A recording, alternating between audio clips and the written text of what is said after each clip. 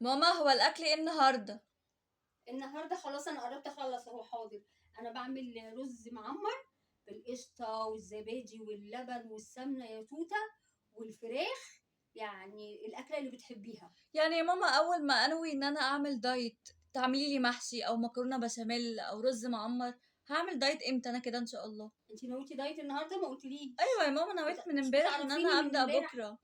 طيب بقول لك ايه، خلاص خليكي انت في الدايت بتاعك واعملي انت الاكل الدايت اللي بتعمليه.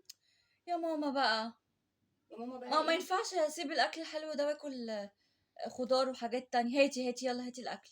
هاتي ما بسرعه كده. نشوف. يلا. يلا هعمل ايه بس؟ يلا تعالي. ده تحفه تحفه. وريني، انا هجرب دلوقتي واشوف. افرض بتخميني بصي ولا ما حاجه. تكتريش، يعني معلقتين بس. حاضر حاضر.